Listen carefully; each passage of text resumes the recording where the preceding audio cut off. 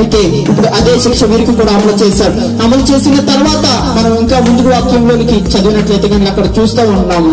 ఇది వరకు ఒక రేటు ఉంటే ఇప్పుడు వీళ్ళ ముగ్గురు కోసం ఏం చేశారండి? 7 రెట్లు అధికం చేశారు. అంటే వీరికి వచ్చిన శ్రమ ఒకటైతే ఇప్పుడు అధికమైన శ్రమ కావాలంటే చిరిగిపోకుండా ఇనుప పొగరుతో నీ డైరీలో నువ్వు రాసుకో. నీ పేజీలో మొట్టమొదటి ఉండేటట్టు రాసుకో. ఎందుకంటే కనుక విజయం అనుగ్రహించేవాడు నాతో ఉన్నాడు. విజయం అనుగ్రహించేవాడు నాతో ఉన్నాడు. చిరిగిపోకుండా నీ పేజీలో నువ్వు రాసుకో. నేను ఇప్పుడు కష్టాన్ని అనుభవిస్తున్నాను, ఇప్పటికే చచ్చిపోతానేమో నా కుటుంబం అనుకుంటున్నాను, ఇక అయిపోయింది నా జీవితం అని లోకం అంతా అనుకుంటుంది. కానీ నాకు తెలుసు నా దేవుడు నన్ను జయకరంగా నడిపిస్తాడు.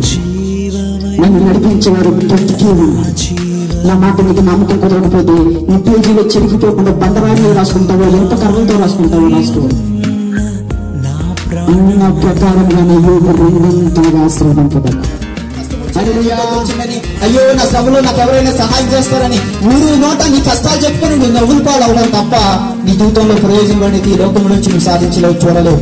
నీ జీవితంలో నీ ప్రయోజనాన్ని నువ్వు చూడాలి అనుకుంటే కనుక, నెమ్మదిని పొందాలనుకుంటే కనుక, నీకుండిన కష్టాలను విజయాన్ని సాధించాలనుకుంటే కనుక విశ్వాసంతో ఈ రీతిగా పలకగలగాలి. ఓ సాతానా, నువ్వు నన్ను ఎంత దున్నుతావో దున్నుకో, నన్ను బలపరిచేవాడు నాలో ఉన్నాడు అని.